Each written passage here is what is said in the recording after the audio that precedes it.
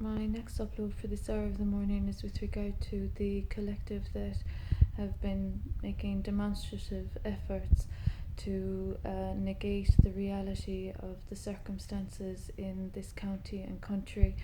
The individuals that have been attempting to discredit my work and accomplishments and qualifications haven't just disrespected my BA, my HDAPE.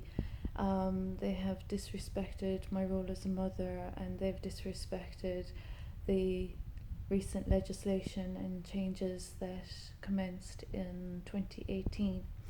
Now, these individuals have been disruptive to society. They have offended the state. They have made demonstrative efforts to whitewash the circumstances of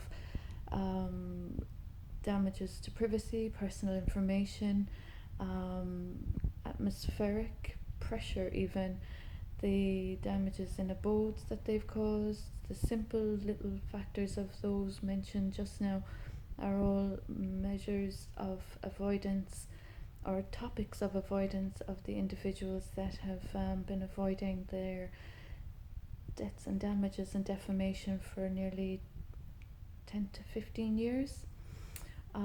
So this has resurfaced again since I became a property owner and a married mom. And the big issue at the moment is with regard to the role of legislation and the changes that have come about since my humanitarian project of 2018 commenced, that I conducted single-handedly, and that rectified and resolved a lot of the damages of these individuals that have been of theft and fraud from my accomplishments and entitlements. So there's a lot I could say about the legislation of the past few years, just the past 2 or 3 years. It commenced, the impetus of it has commenced in County Kerry, in Tralee County Kerry. My purpose came to the attention of business leaders, political leaders, and then a collective of social trendsetters decided to monopolize the circumstances and decided to try and control the purpose of my study, research, and work. The legislation has affected positively many strands and facets of society, and the issue of individuals taking exception to my right to lay claim to those positive developments in legislation is just a signifier of how they have been of professional theft, identity theft, financial theft, property theft, family theft, ancestral theft, sacred light theft. It's just theft that I'm experiencing since these people intruded upon me to lay claim to ancestry that they have no claim to whatsoever. So the role of legislation, as I've mentioned in previous uploads, has been in 3 to 4 specific areas, and this has been originating with my original upload with regard to state protection in 2019.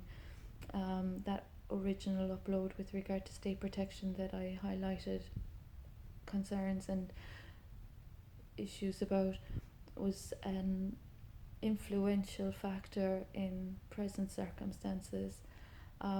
There's other factors with regard to health and well-being and the child protection, child care matters that have all sprung from my personal experiences. So as I'm of legislation, the circumstances of these individuals that have been of property theft, identity theft, ancestral theft, etc., the issue of these people obstructing justice and slandering a woman's credentials and qualifications is quite serious.